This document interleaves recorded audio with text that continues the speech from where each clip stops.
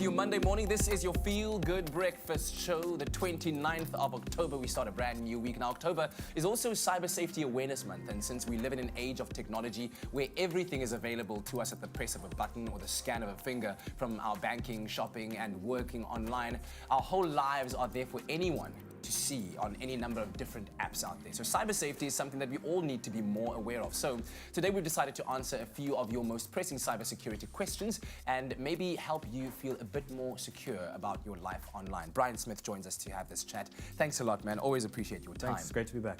So what exactly is cybersecurity, and what are we referring to when we say that you as a person are cyber safe? Great. So cybersecurity more traditionally refers to keeping hardware, software, perhaps data floating about online secure, and those are usually measures employed by big companies or organizations. But when we talk specifically about being cyber safe, we're really referring to having savvy habits when choosing online usernames, passwords, and keeping ourselves secure both on devices and on the web at the same time. Yeah, you talk about creating those very unique usernames and unique passwords as well, but these days you have biometric scanning with your fingerprint, your eyes that can be scanned by your device. Are they as secure as they claim to be?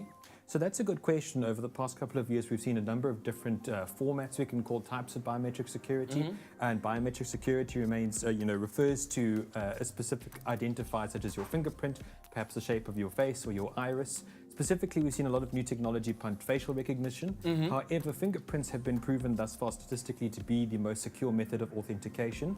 But different kinds of authentication on different devices are getting more secure and better all the time. Yes. So that's good news for general consumers. Absolutely. So now you get this functionality on certain devices that asks you whether the device should remember your passwords and thus make it easier for you to access these apps that you work with.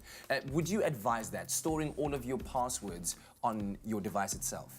So specifically, I wouldn't. Generally, it's always better to keep a number of passwords for different services. And there are a number of apps, for example, which might secure your password all in one handy space. These apps generally are secure, but consumers need to remember that these apps are built by third parties and need to be updated by third parties. What I personally advocate as better practice is having a number of different passwords and then going really old school and keeping a password ledger or a couple of password ledgers kept around in places that you can access in need of emergency. Sure, like an actual password, physical document that you have somewhere. All right, well, I think that a lot of people will be going like, oh, man. But let's talk about then, obviously, social media, which is one of the ways in which a lot of people link up and share a lot of their lives.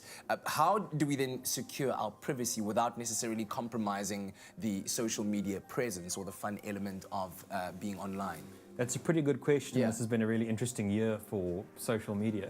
Specifically, what a lot of social media networks have debuted specifically this year and in the past couple of months are really granular settings. And what I mean by that are specific settings where you can tweak what content shows to specific audiences. It's always worthwhile when you're online to consider what kind of audience do you want to reach. If it's something really sensitive, it's something you might really want to restrict to showing to your personal friends or family, or if it's a more broader audience, you might want to use more public settings, for example.